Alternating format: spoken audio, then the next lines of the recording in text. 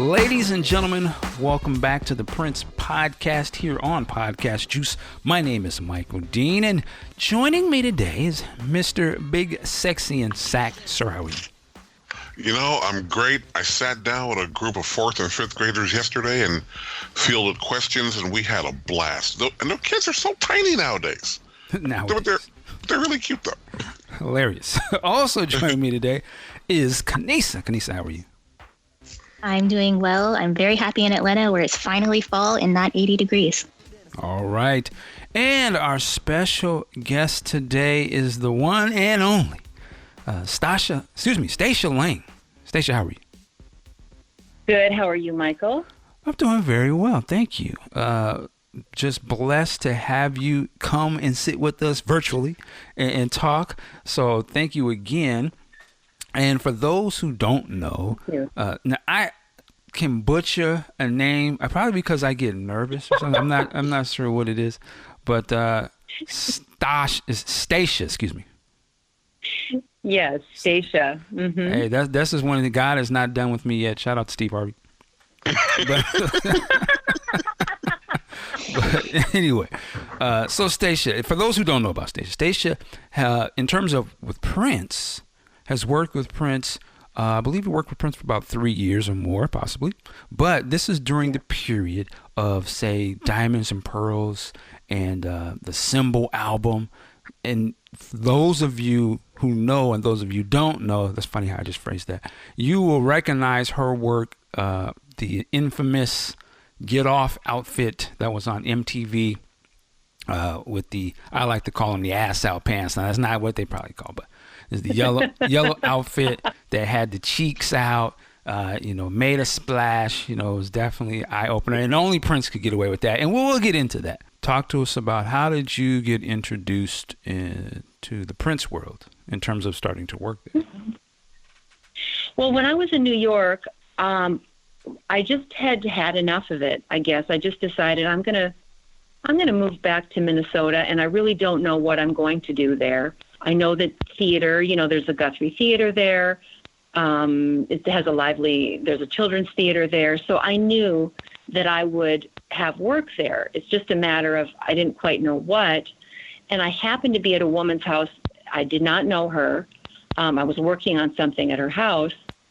And I said, yeah, I'm moving back to Minnesota. And she said, oh, I have a friend who works for Prince. I said, whoa, are you kidding me? And it turned out to be Helen Hyatt. And so I ended up calling Helen. And funny enough, they needed a pattern maker. And this is, to me, how synchronicity works and how once you make a decision, doors are going to open up for you.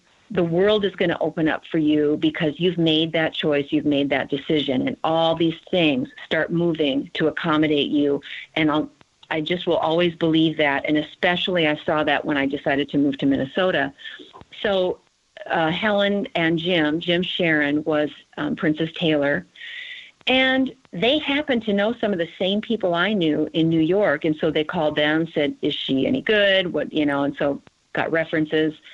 And I was hired sight unseen, and so I had a job at Paisley Park before I even set foot back in Minneapolis. Wow. So that was amazing. And it's not like I spent years trying to get into Paisley Park or was trying to, design for him at the time or anything. I knew that I was going to be making patterns. I went there, and the very first day, I started working on patterns. They had a fabulous wardrobe department. Everything was in place. Jim Sharon was there as the tailor. Helen Hyatt was the designer, but she was the head of wardrobe. So she was kind of in charge of everything, and she went on tour and all of that. And then they had another tailor, some stitchers, and a shopper. Wow. It was a full-blown department when I got there. Wow. And so I landed there, started making patterns for the band. And then I said to Helen, I said, well, what is Prince like?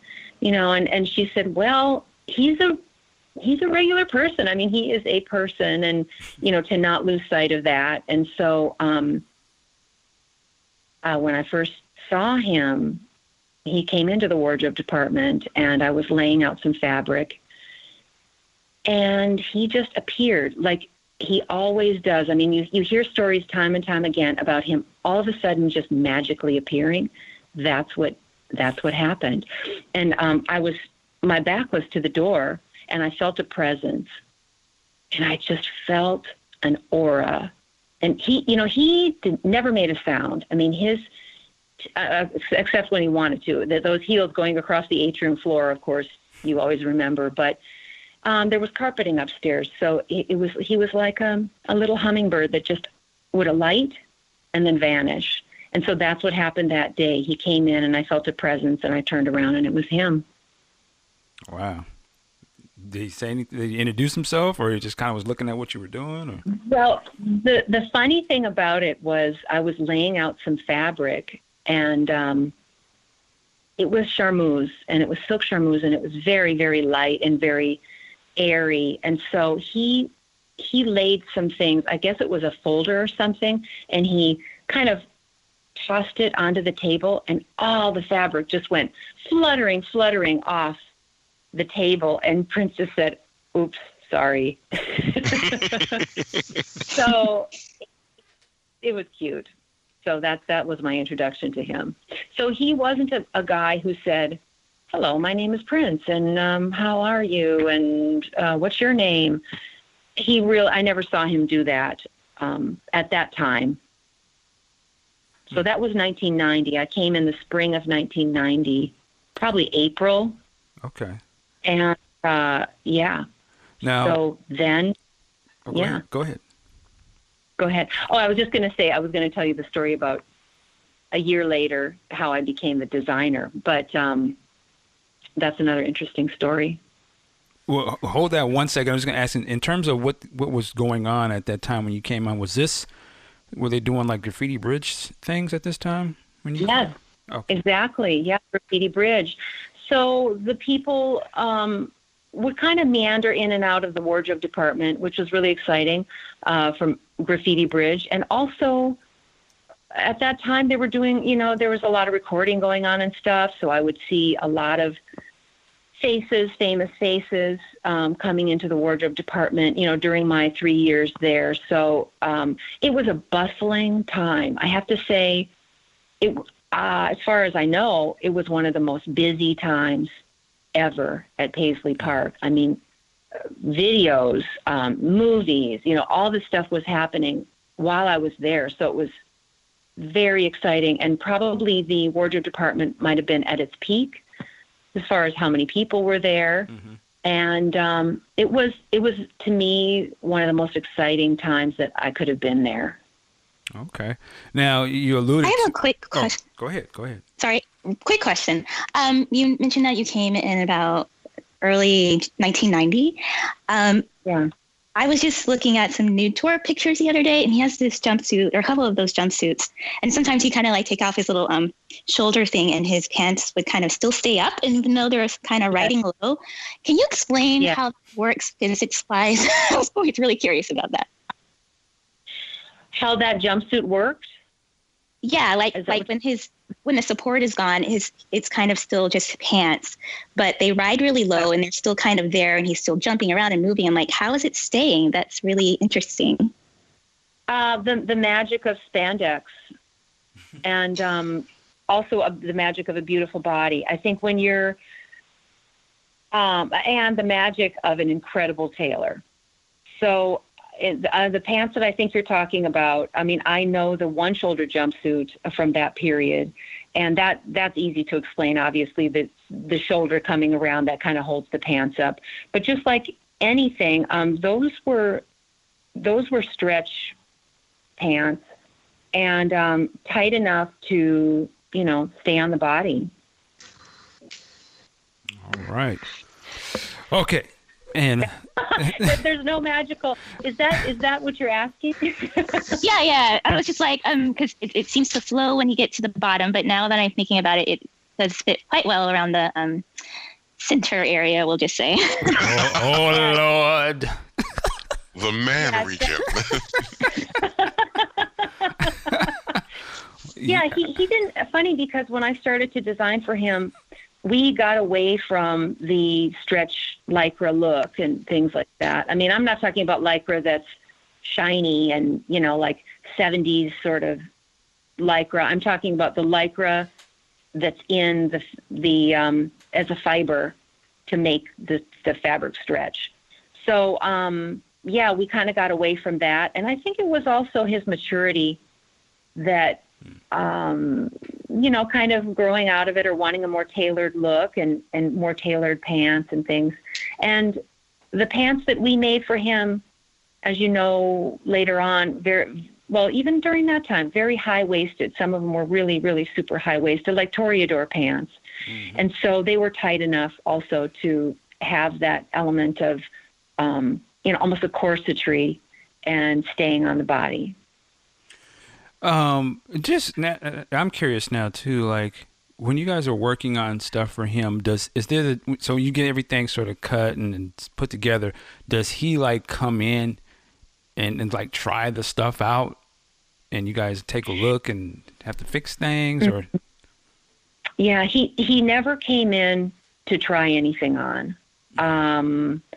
He would try things on in his home. There's a dressing area in his home, and we would have things sent over to be laid on the couch beautifully. And I guess there was a chaise lounge and all that. So his housekeeper would lay everything perfectly with the shoes. The whole outfit usually was laid out for him. He would try it on. And if there was a really specific event, he would wear it right away. Or sometimes maybe you might not see it for a little while, but then you'd see him the next day or 2 days later, and you'd say, oh, he likes that. So that was our reward, really. I mean, he wouldn't, until he needed something else, like if he wanted it in different colors, he might say or write on a little Post-it note or something, I really like such and such outfit. Let's make it in these colors or something. But, as far as I remember, he never came in and said, hey, thumbs up on that outfit. That was great. He just was not that kind of guy. If you knew he liked it if he was wearing it. And the funny thing is sometimes he would strut into the rehearsal, the band rehearsal, and they would hoot and holler and like, woo, and clap and everything. And it was such a cool thing because you knew that he loved it. He got the approval from everybody that, the costume or the article of clothing was great. And it was kind of like a mini show. That's interesting. That's interesting. Now, because you use the word costumes, and I understand that, but was there ever a time when you realized like he's not wearing these as sort of costumes? Like this is stuff that he just wears this all the time. Like when you saw him come or walking around, like from the stories I hear, he could have just did his show. He was dressed and ready to go at all times. Like yeah.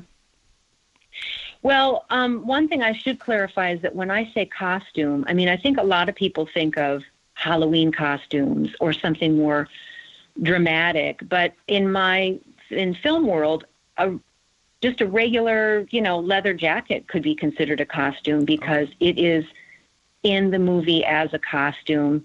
That's the word. So that's what I say when I say I design costumes for prints. It could be costumes and clothing, it could be loungewear. All of those things are encompassed in that word to me. And especially there were blurred lines between his stage clothing and his home clothing even, or when he came to Paisley Park. You could say that if he was dressed down, it might be like a silk shirt, maybe not tucked into the pants, but it was all silk. I mean, not all, but much of it when I designed for him was silk. And he loved the softness of it and the luxurious quality of it. So, he really would wear something that I thought might be a stage costume, and he'd be wearing it at rehearsal as just a regular, let's get let's get busy and rehearsing. And that was, to me, that was incredible. And I loved it because he had no boundaries or no, as far as I knew, he didn't express any feelings of, I would never wear that, such and such. I mean, he was open to everything. Wow. So let's just go back to, you were going to tell the story of like how you became, I guess, the lead designer. Yeah. So I worked there. I came in April of 1990, and Helen Hyatt, as I said, she was doing everything. She was very multifaceted.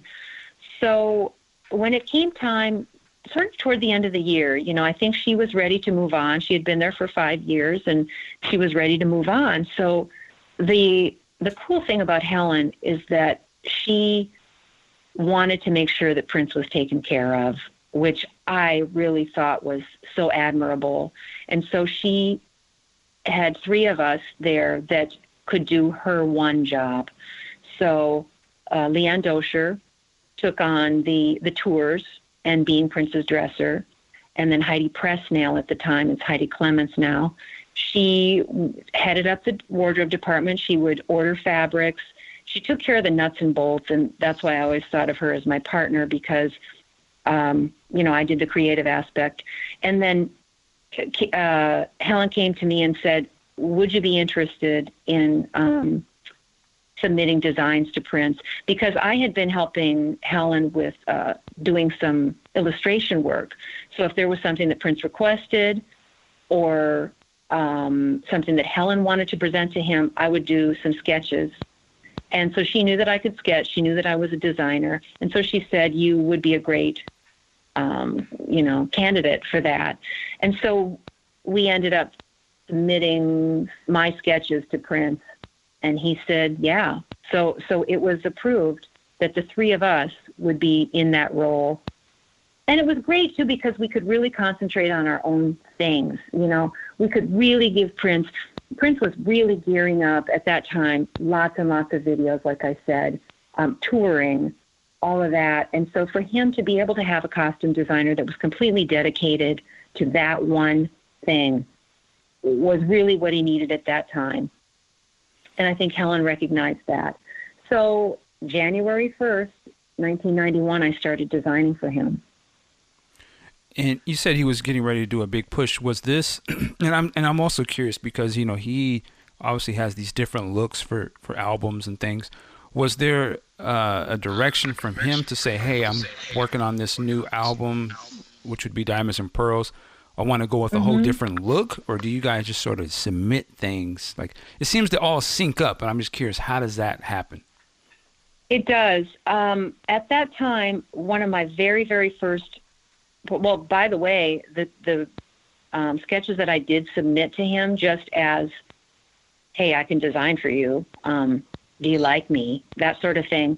Those were put into production right away. And so the very, very first design that I did for him was it's a halter jumpsuit with lapels, only lapels, no top at all. So it was that high-waisted trouser with a lapel going around the neck, and you see him in that. It was red. We started with red, but he ended up having it in black, and I think we did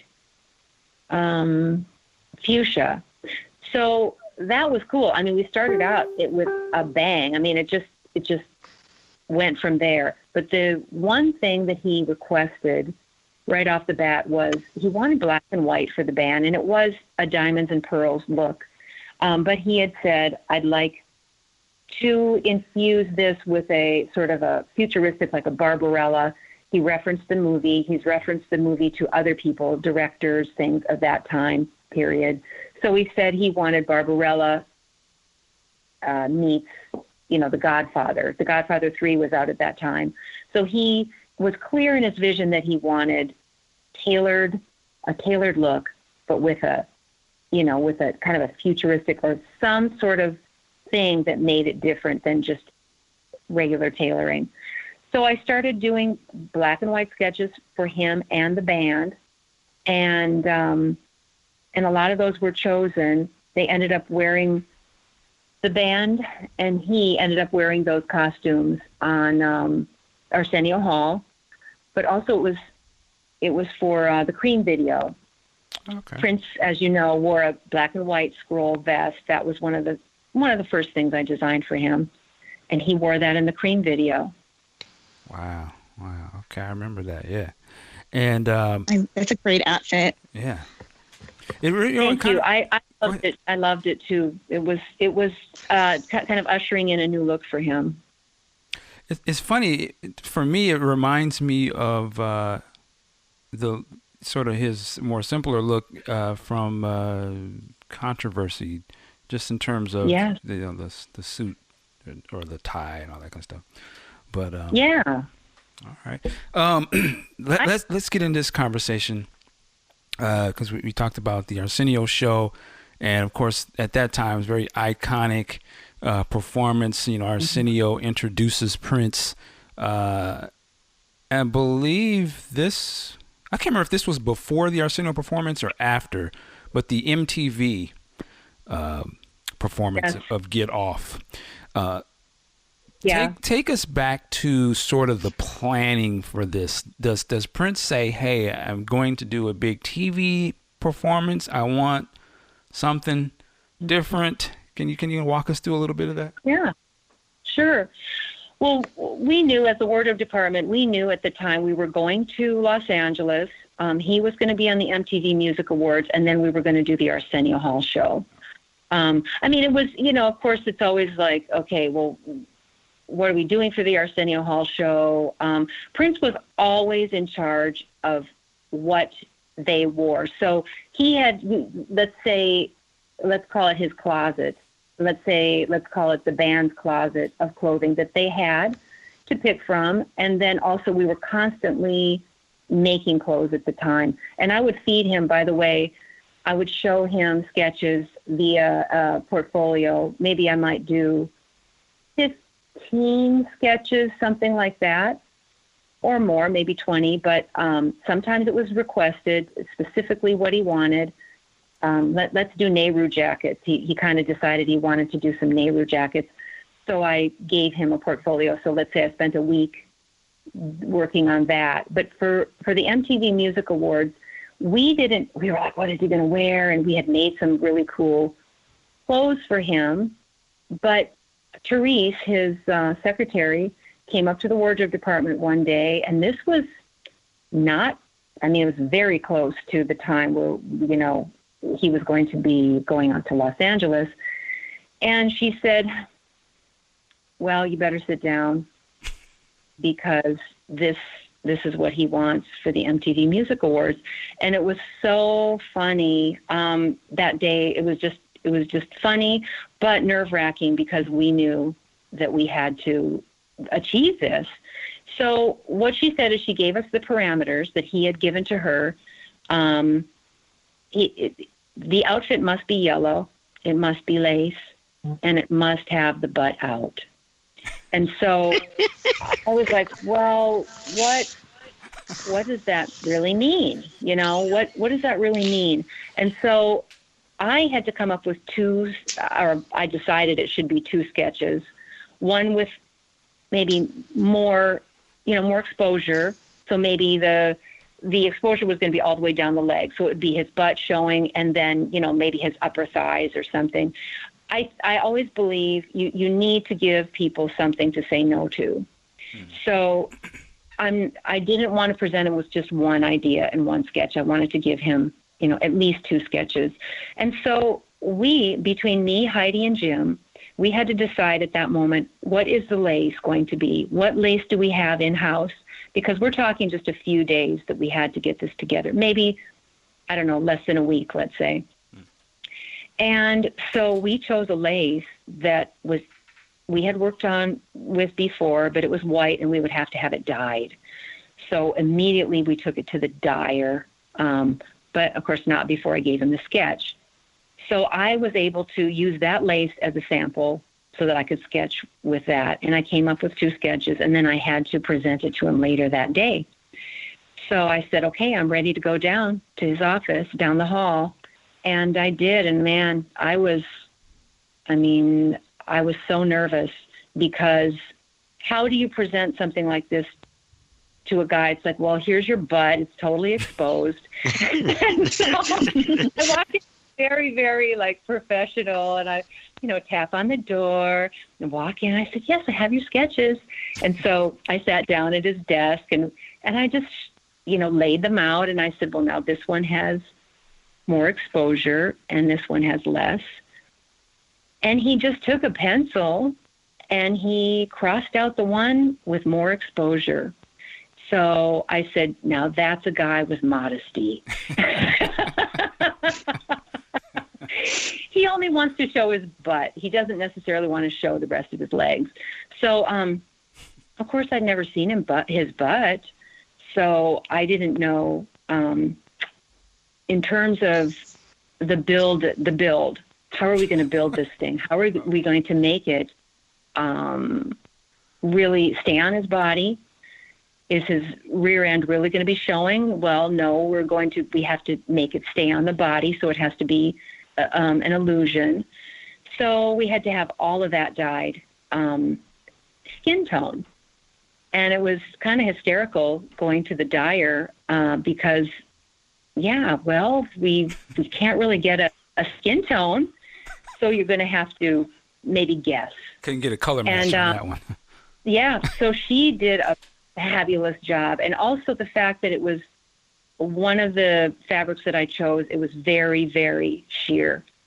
So that's what it was. So we started making it right away. Jim had used a pattern. We used a pattern that we had before with certain modifications, and the lace had to be appliqued onto that sheer fabric. And then, of course, in the front, you had to have a more opaque fabric to cover up the naughty bits, so they say. And so that's what we did. And we made it just in the nick of time. In fact, when I was on the plane going to Los Angeles, I was still stitching lace to one of his shoes. Wow. Now, and yeah. Well, just in terms of there's such a tight time frame, does he try it on before? Do you know if he tried it on before? Yeah. Oh. Yeah, he tried everything on before. And of course it would be like, well, did Prince try that on? So a lot of it was sort of guesswork with Prince because it wasn't like a usual person where you would say, we're going to have a fitting. I want to make sure that it fits in all the right places and that it looks great. And that's where Jim Sharon came in because he knew Prince's body so well. And if Prince said, this is too loose, make it tighter, well, we knew that maybe he had lost weight, on a tour or something, and we needed to nip some things in. It was all guesswork. If somebody says shorten the sleeves, well, usually you have them put the jacket on and you will shorten the sleeves and say, is this okay? With Prince, there was none of that. And I think Jim Sharon, it was almost like he was a magician in that he was so good at what he did in tailoring, and he knew Prince so well after being there for so long that he could guess. And he'd say, well, I think Prince has probably lost this much weight, or I think Prince, probably means this, or, a lot of it was deciphering too. So as far as your question, I'm sure, yes, he did try it on. And I think we always had backups too. No matter what was going on, no matter what the function or the tour or the show, of course we would, Leanne would line up, a bunch of his costumes because he's an artist. And like anybody, any artist, he may change his mind. He may use different things as sort of a meter as far as what he wants to wear. So we had other things lined up for him if it didn't work out. What did you think when were you there at the MTV Awards yourself? Were you guys there? Yes, I was. I was right backstage. It was really exciting for me. And, of course, it was a secret. We weren't to tell anyone that what he was wearing, and it was to be a secret. So when people backstage saw it, there was a big buzz, you know. It was pretty exciting. Wow. What, did he ever give you any sort of, nod or anything after it was over at any point? It's like, hey. No, he really didn't. I think that was a real gamble for him, needless to say, because it was all over the news. It was actually really, really smart that he did that. It was all over the news. Excuse me. They called it the Swiss cheese. Oh, they called it so many different things. One news reporter called it the Swiss cheese outfit. And then they started calling it the butt out costume. That was a little, it was just, it kind of said everything that it needed to say, right? But it was a, excuse me, it was a gamble for him to do that. Mm-hmm. And he did not, it wasn't all, roses the next day. There was a lot of fun poking and a lot of, I think even Arsenio, like backstage, had said something to him about it, and people teased him about it. But ultimately, I consider it a smashing success. It still is sort of dubious. It still is sort of like, well, I don't know if you could say it's a high point, but it's certainly the most notorious costume he ever wore. And that in itself is something. Yeah, no, I mean, it's interesting because looking back at it now, to me, it was one of the things I think that sort of like opens the door. Of course, we've seen a lot of outlandish and out there type of stuff on the awards show, but it was such a splash at the time, and I could see how it influenced other people to be like, oh, okay, if this man can do something like this, like me as a woman, I'm gonna, how do you top that, I think, many people say only Prince could have gotten away with that, and it's true, because one thing I think that's really, really important to note is his stature, and that he was able to wear almost anything, and also his attitude and the way he wore something. It wasn't just that he could wear it, but it was the way that he wore that thing with confidence. And anything else that he put on, he wore it with confidence, no apologies. Now, depending on how he really felt inside, he could go and change if he wanted to. But I think people thought, wow, oh my God, that's amazing, because he gave us the impression that it was amazing. Right. Yeah. He wore them. He wore. You know what I mean? Yeah, he won't. He really did. He's still to this day, he's a phenomenon, and he's an anomaly, because what other man, and even person, could get away with wearing some of the things that he wore? Very true. I always wondered, what if he came to you and the secretary or assistant said, actually, so he wants his nuts out. Like that'd be okay.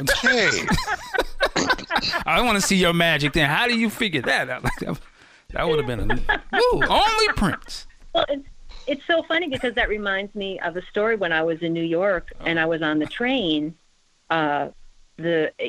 You could see anything on the train, but I was sitting across from this guy, and he just kept looking at me. And I said, what is he looking at? And sometimes you'd be bothered on the train by people and everything. Well, I looked down and I noticed that was hanging out. Whoa. And it was swinging. It was swinging with the, how a train like stops and starts really. And it was just swinging. And I said, oh my God, Okay. So I would have probably gone back and used that as my inspiration. Hilarious. Swing low. Swing low.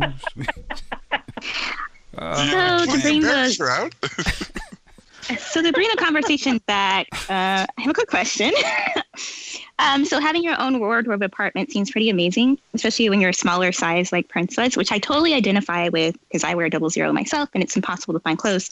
But I noticed earlier you said he had people making garments, but he also had shoppers. Can you say about the ratio of custom-made garments versus the ones that were bought in a store? Well, almost every single thing was custom-made, except something like, I'm thinking like big chunky sweaters. You know, you've seen Prince in those beautiful sweaters that he likes to wear, or he did like to wear. I would say sweaters were something that we never made in-house. I think we may have signed on a knitter at one point to do some knitting, but ultimately he might pick something up even when he's shopping, like say in Paris or something, or if he had a shopper, if we had shoppers in New York, looking for something unusual in a sweater, things that we normally wouldn't make. Anything from activewear, you know, if he wanted some type of activewear while he was playing basketball or something like that, we wouldn't make that. But almost everything else we made. And did you guys, you mentioned the band members, I'd imagine, like, let's say stuff for like Maite and stuff, were you designing their stuff as well too, right? Yes, we made things for the band for every tour that I was involved with while I was there. Heavy duty making things for the band. Maite, we did make things for Maite, but she also had beautiful things from her own collection, belly dancing costumes that she brought that were just exquisite, that she was very comfortable in. And so she had her sources for that. So in terms of anything to do with belly dancing, no, we didn't make any of those. We did make her some more avant-garde things having to do with Prince's theme of Barbarella. I don't know that those really were chosen as much as her belly dancing look, but sure, we made things for everybody, all the ingenues, everybody. I remember us making and buying things for Carmen Electra. Oh, yeah. And that was fun too. Wow. And so you also worked on the symbol stuff. I think, did you do, is it the outfit from 7 video? I'm thinking was, well, there's a few of them in there. It was the one with like, it's kind of, I don't know what you call this, excuse me. It's like a black top, kind of shortcut, midriff. Yeah. Yeah. Yes. Yeah, I did that. That is kind of wonderful. We worked with specific stores and companies to get fabrics in. So from all over the world, we would order different fabrics. And a lot of times I would say, would you send me some laces? I want some heavy laces. That's what I was really into, and that's what I offered Prince as a look that he went for, that would be, you could say, one of the signature things that I did for him. And that particular top was a beautiful geometric lace. It was dense, a guipure lace, dense, and it was a grid. And so I said, at that time we were looking into chainmail for him. I think he had even requested something chainmail.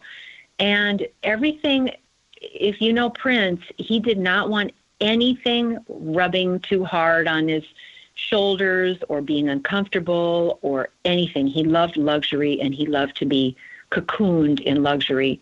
So I said, okay, we got to forget about the chainmail situation, and I want to make something that's based on lace that sort of looks like chainmail. So that piece was that. We took diamond-shaped studs, and we studded in the center of each diamond, and we cut out every other, because I wanted him to expose more skin. I guess if that's one thing that I always wanted that maybe didn't happen as much in those days when he was just doing a lot of suits and tailored things, this was my opportunity to get into him to wear some more body revealing things. So that's what we did. And I said, I'm going to cut out every other square in this, and so we can show his body. And that's what we did.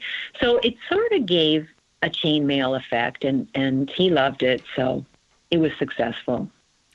And also, when you're doing these outfits, does this also include, doing the shoes that would go with it in terms of the colors? Yes. Okay. Yeah, it was always a given that every single outfit would get a matching pair of shoes. And sometimes, though, if it was an outfit that had black pants, we'd kind of assess how many pairs of black shoes does he have? Are they Dupioni silk versus 4-ply silk crepe? What is the fabric? How many pairs of shoes does he have, and what shape are they in? If he's kind of in need of a new pair, then we're going to order a new pair for the black pants. But otherwise, we were as frugal as we could be. But ultimately, if that pair of shoes wasn't there with the outfit, that was his signature. And so we always had to order those shoes. All right. Do you guys have any other questions about some of the clothing and different things associated with that? Yeah, yeah, I do. Going back to the Diamonds and Pearls Symbol album era, I noticed a clip of a lot of the stuff he wore on Arsenio, you mentioned. How did you guys come up with the idea for the police hat with the chain in front of it? That was his idea. And he had a police hat. And I think one day he just came. I can't remember if he was on tour. Excuse me. But I remember it was brought to our attention, I think, by the tour staff. So I think might have been Leanne Dosher. And he said, I want chains on here. Now, of course, we had to consider those chains, and he wanted a lot of them. So they're heavy. So we decided between Heidi and myself, Heidi was the person, of course, the head of wardrobe, and she did most of the ordering for any components that any outfit would have. We looked into aluminum, and we ended up doing aluminum chain for that. So super lightweight. And that became an iconic look. Yeah, definitely. What? So beyond the Symbol album, how long did you work with them after that? It was, let's see, I'd say May of '93, and one other album was put out after that, and it was the hits and the B-sides. Mm-hmm. And the beautiful thing about that album is that they used all of Herb Ritz's Vogue photos. Mm-hmm. Prince was featured in Vogue magazine. Herb Ritz came. Andre Leon Talley came to little old Minneapolis, and it was really cool. And he got some absolutely stunning shots. And of course, that's Prince in his. There was a halter. It was wool. It was like wool jersey halter with a lot of the Chanel chains around his neck. That was priceless. And Prince for that shoot ended up wearing all of his costumes, of course, but the Chanel chains and belts and stuff that Andre brought. Prince ended up choosing those, and he wore those. So those were featured on the cover, and also in the liner notes and stuff. I think it was his the black jumpsuit with the lace, the Gipure lace sleeves, and of course the Dupioni collar. So that was featured. That was the last album that my things were featured on. And I guess we would say those pictures are those pictures also in the newer greatest hits package thing, the Prince Forever? Aren't some of those? You know what? Yeah. I think they are. Yeah. I think you're right. Yeah, that's one of my favorites. That's one of my favorite looks for him. And like the Insatiable video. Yeah. Clean. What I loved about the period that I worked in, his hair too was extraordinary, and it was a clean look. It was I don't know. There was a fresh look to it. His clothes were unencumbered but beautiful. They were graphic, the graphic laces, either scroll lace or geometric laces. So I have to say, when I look back on that, and you mentioned the Arsenio Hall show again, when I look at all of those costumes, that's like a retrospective, and I think that is, to me, perfection. That first Arsenio Hall show with when Patti LaBelle came on and stuff, they let him have, he had the whole show, and when I look at that whole every segment, he was at the height of everything that he could be as a dancer. The dancers behind him were just spectacular and in sync with him. To me, that's the epitome of when I was with him. Wow. It's interesting you bring that up, because one of my favorite looks, and to me was, even back then, I was like, he looked like a superhero in my mind, because it was sleek. It was the outfit he wore during the performance of Cream. Just a black, skin tight outfit with the thing on his head and everything. I was like, man, he looked like he'll be in some sci-fi or some Matrix type. I thought that was always cool. a good look. He would always say, I want a do-rag, or I want, I want to wear something on my head. He was so good at that, and that's one of the things that I always found fascinating about him is he loved to wear things on his head, whether it be the do-rag that you're talking about, or a mask, or a one-eyed mask, like in the love symbol. In 7, he wore a mask, and he requested that. I didn't say, and now you're going to wear a mask. He just said, I want some of the fabric. Can you bring it to me? And he put it on over his eyes. So he recognized the age-old sort of theatricality of masks, of hoods. As you know, he always wore hoods, too. Things over his head. And so he was really great at that. As a creative and a designer yourself, I'm trying to ask this question. What did you learn from Prince, and was there anything that fascinated you to be around another creative like that?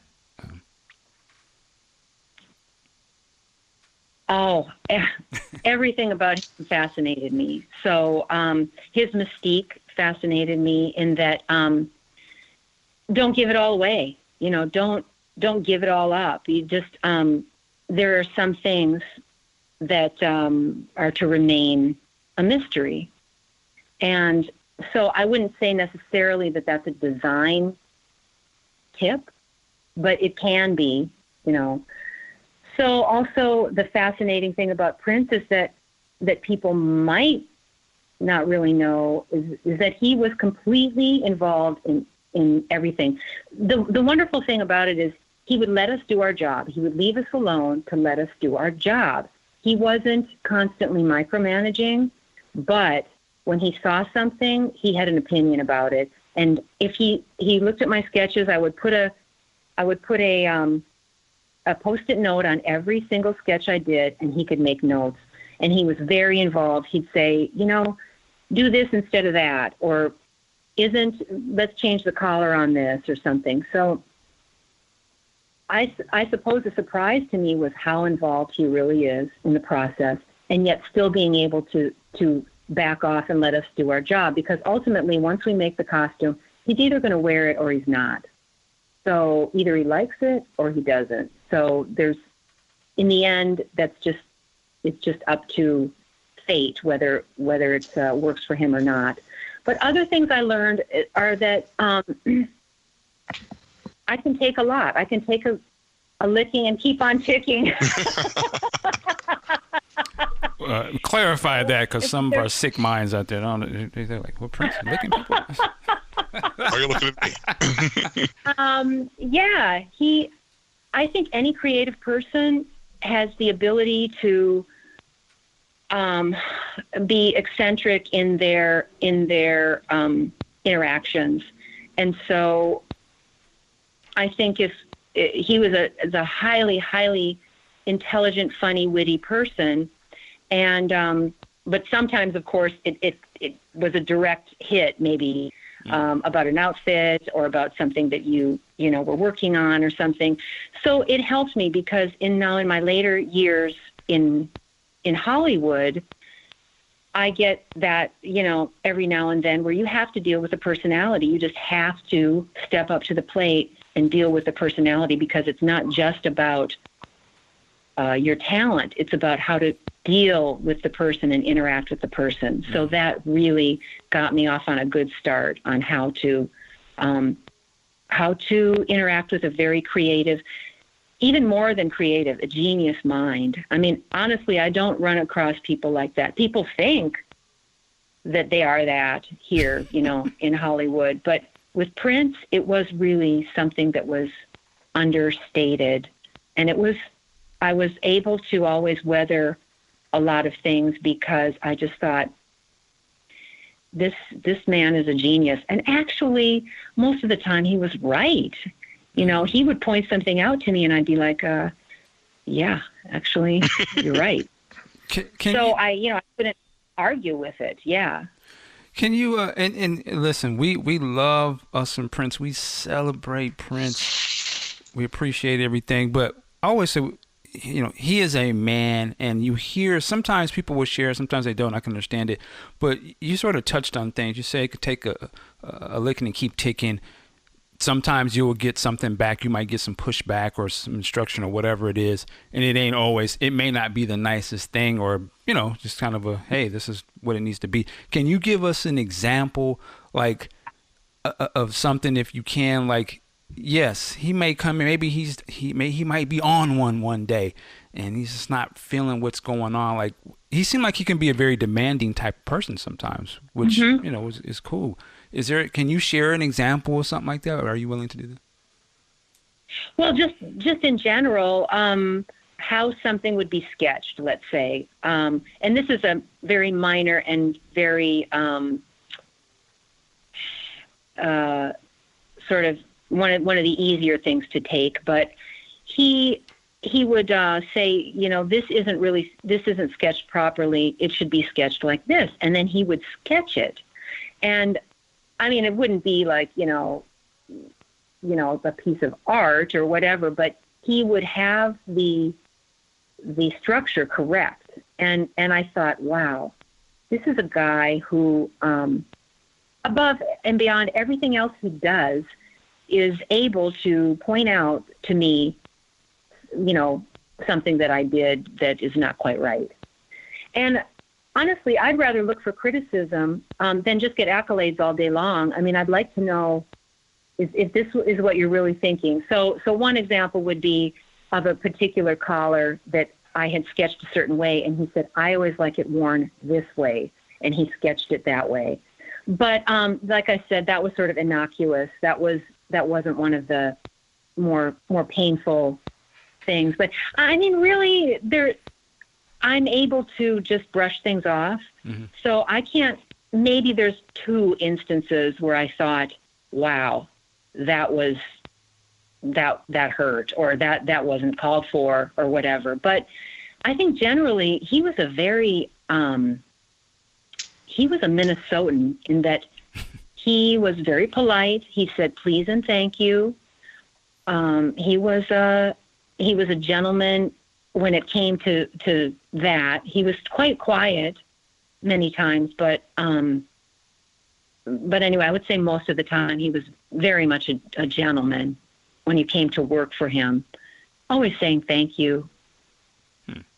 Was it ever felt like sometimes he may have been like sort of fighting your designs? I don't know if you know what I mean? Like, because again, when you have 2 creative people together, sometimes one person can have a very set, this is what my thing is supposed to be. You trying to bring something, you know what I'm saying? Is there any of that type of stuff? Well, I brought no ego to the table because I knew that I was dealing with him. I wasn't like, I really see you in this, and I'm sorry, but if you're not wearing this, then forget it. I mean, number one, I couldn't do that. Number two, I'm not the type of person who would do that.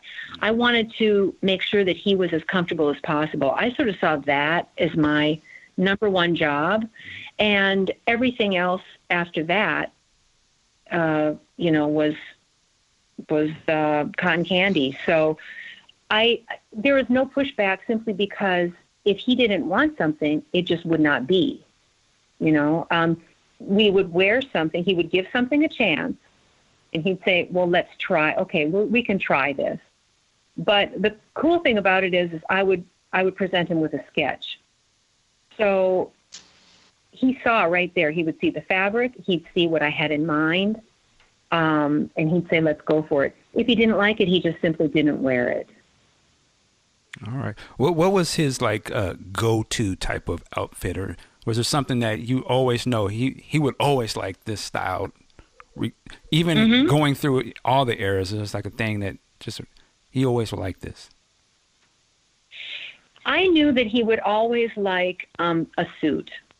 If I came with, well, sometimes he would say, please sketch me some shirts or something, but I knew that he would always love at that time a suit of some kind. And so I would include my flourishes, things that I wanted to see him in. So one of my absolute favorite things I ever did for him, and still is to this day, is this cut work embroidered jacket, which has all these scrolls on the front, and you can see it's a see-through pattern that you can see his skin through it. So it's silk organza. The base is silk dupioni, and you usually see him now wearing it in yellow. So it was on Guitar Aficionado magazine, and every time I look at that outfit, I think it's the perfect marriage between his style and my style. I know exactly what you're talking about. He's got the yellow guitar strapped on. Yeah. Yep. Yeah. Oh, yeah. Oh, God, I saw that, and that's the outfit that makes me want to cry, because I look at it and I think, this is the ultimate as far as designing for him. It's everything I would ever want to put on him, and it's on him. There it is. It's for all, let's say all eternity, forever. When did it come time, or why sort of transitioning out of the Prince world? Mm-hmm. Well, I think at that time, Prince was going through major changes. It was right before he had changed his name to the Love Symbol. There's a lot of turbulence there. And I think after me, then there were, it kind of all came tumbling down basically after that. And I just mean that, I don't mean that in super negative way. I just mean that major changes took place. So just like anybody, I think, there's a time and a place for everything. And that was my time. My time was the 3 years prior to that. And I think it's some of the best work, some of the best clothing that I've ever seen him in.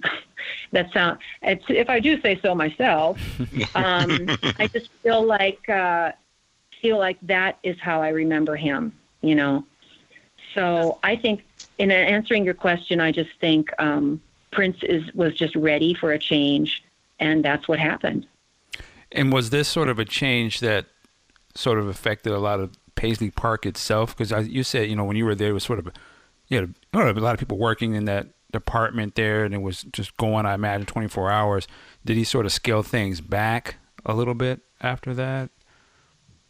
He did, yeah. I remember at the time, it was spring of 93. The wardrobe department was at the Glam Slam building.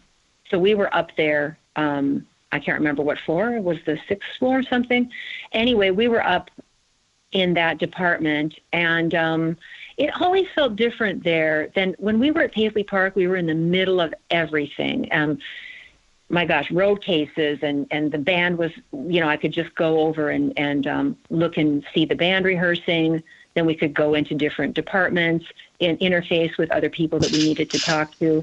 I feel like when we were moved to Glam Slam, we were pretty isolated, I thought. And it had just a different feeling to it. Mm. But anyway, the point that you were saying then, after that, I think the wardrobe went through other numerous changes, and then it wasn't there at all. They moved the wardrobe department. Then pretty soon they closed down the wardrobe department. So, yeah, I feel like I got the creme de la creme of what Paisley wardrobe department had to offer, and then moving to Glam Slam. I mean, it wasn't terrible because, of course, a lot was going on at the Glam Slam too. So, and Prince was there, quite a bit. So I just feel like I was so happy to have been there during that era. Wow. Oh, the other great thing that came out of your era, I just totally forgot. I'd imagine it's that same kind of design. The outfit that Troy Bear had on. Yeah. The Sexy MF with that white. Yeah. Yeah. Lord. We made that for. Yes, I'm so glad you mentioned that, because we made that for Prince. I designed it. It was actually one of the. You can recognize the lace. The lace is from. We had it in black and white, and it was the lace from the 7 video. So that particular one, and we also dyed that purple, and we put pearls on it. And it was the only time that I ever literally took an album or a song title and did something about it. So we put pearls on that. In fact, I made 3 different versions of pearl jackets for him, and that was one of them. And he put that on Troy. I think one of Prince's great delights was dressing women, and he loved to dress women in his own clothes, and he could. And they would fit into them, and they would bring something totally different to it. And Troy was such a lovely woman, and my God, she looked stunning in that, and very, very feminine.